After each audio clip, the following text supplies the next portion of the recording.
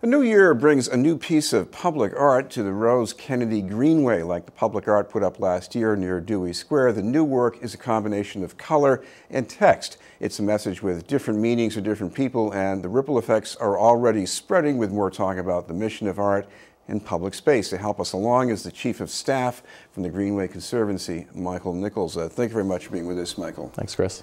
First of all, try to decode this new string here that's up in the Greenway. I mean, people saying it starts out with, well, explain. Sure. Walk us through it a bit here. Yeah, so we commissioned an artist, Matthew Hoffman from Chicago, who deals primarily in text-based artworks, and he's the sort of namesake of the You Are Beautiful campaign, and there are 2 million stickers that are centered around the world. A very sort of simple, easy to digest phrase, and this is one of his biggest artworks, to date, where it's 319 feet long. It's longer than a football field, 35 words, and it's really a number of different small phrases put together that might have different meaning depending on who's seeing it. Well, I certainly remember the beginning of here. Nothing's for keeps. Nothing's for keeps, and it ends with "May this never end." And I already have the vision of sort of newly engaged couples going down to the Greenway and standing on either side of the "May this never end" part of the quote. And so I think it'll resonate with a lot of different people. Well, of course, last year I started to wonder: is this a trend? Because in Dewey Square, where you once had a rather controversial mural, now you have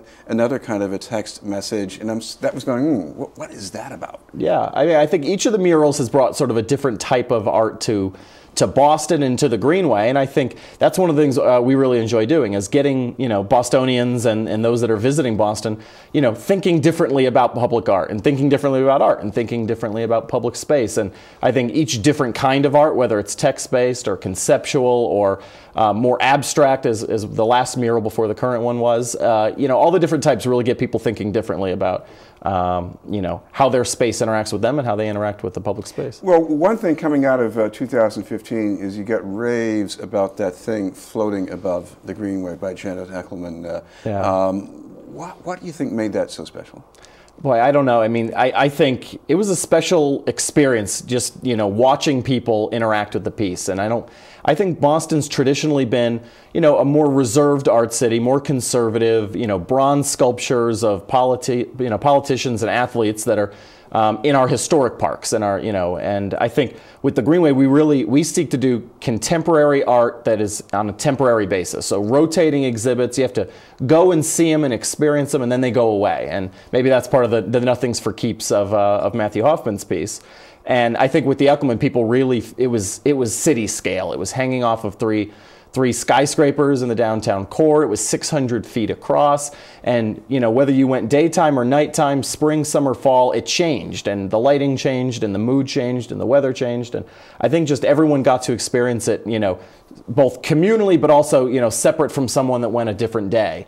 And I think it really resonated with the city. Well, it made me stop and look at things. Again, I mean, I'm taking photos, maybe I have to do that, but I'm looking at reflections of it on a building. I'm looking at the color of the sky, and in other words, what you're doing is you're turning the city into a spectacle. Right, and it was actually one of the Greenway parcels where we put up the Eckelman piece that hadn't probably gotten as much traction as some other areas of the Greenway, and we found by observing it over the course of the summer that people who used to walk on the sidewalk around that parcel now started walking through it. They wanted to walk underneath the piece, and even as the pieces departed in October, we still see people walking through that park. So it really, for us, gets people to better interact with the landscape, but then also really with the city around it. Well, coming back to the most recent work by Matthew Hoffman, you couldn't have picked a less interesting part of the Greenway to put this on. I think that's fair, yeah.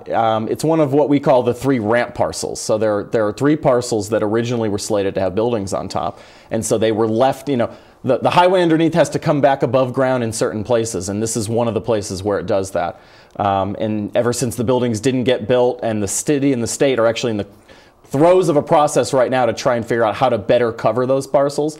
But in the meantime, we thought, why not dress it up with a piece of public art that would make people think differently about the space? One thing that I can't help but to think of here is comparing the Greenway to the High Line. I'm not going to get into a debate about which is better, but what I see in common is what you're really trying to do is change the behavior of people I think so. I mean, they have a lot of similarities. I mean, they are both sort of 1.5 mile long linear parks that run alongside a number of different sort of diverse neighborhoods. And we love the fact that the Greenway sort of starts and ends in Chinatown in the North End and runs through the Wharf District and the Financial District and the Four Point Channel area. And so, you know, we feel like the park has taken on sort of the personality of a number of its neighborhoods. And I think, you know, that's in many ways what the High Line's done in New York City, and we enjoy the fact that, you know, we're trying to bring different art pieces that attract, you know, to or are of interest to different parts of, you know, the Greenway and its abutting neighborhoods. Of course, what I also noticed in the Greenway is developers put up signs saying this place is near the Greenway. I'm not the Greenway, rather the High Line. So. Yeah. I imagine you got some of that going here in Boston. It's definitely happening here. There's the Greenway Apartments near State Street. There's One Greenway, a newly developed building. 110 Broad Street's being developed into a building with, you know, touting Greenway views, as well as One Canal, which is a building in sort of the North Station area that is looking back down the Greenway from the vantage point of, you know, the Zakim Bridge. And you know, all of them are touting their Greenway views, their Greenway proximity, not to mention all the office buildings. It's been really interesting. Yeah. One other thing going on here, this is not just about high-rise luxury environment. This is also about respecting some of the neighborhoods that have been here long before the Greenway existed, especially Chinatown, right? Yeah, yeah. So we, you know, starting actually on the other side in the North End, I mean, we just did a $400,000 renovation project, you know, park improvement project in the North End to improve some of the design there, to make it sort of more people-friendly, and to, now that the Boston Public Market is there, I mean, you know, we've got people who are coming to the Greenway and enjoying it in ways that weren't even contemplated 5 and 10 years ago.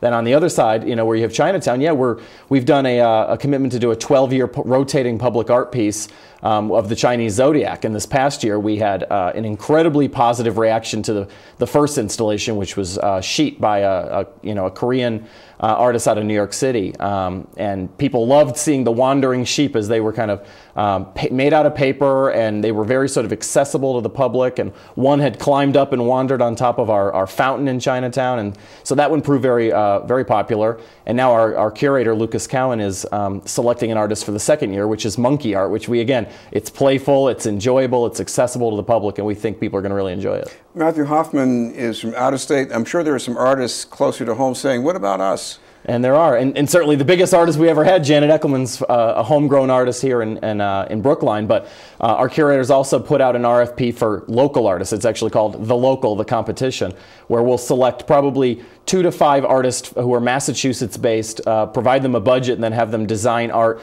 that is sort of site-specific in different places along the Greenway. And without giving anything away, like the Matthew Hoffman piece, which I think improved a space that wasn't the best on the Greenway, I think you'll see some of these pieces you know, get placed in areas of the Greenway that haven't seen as much attention.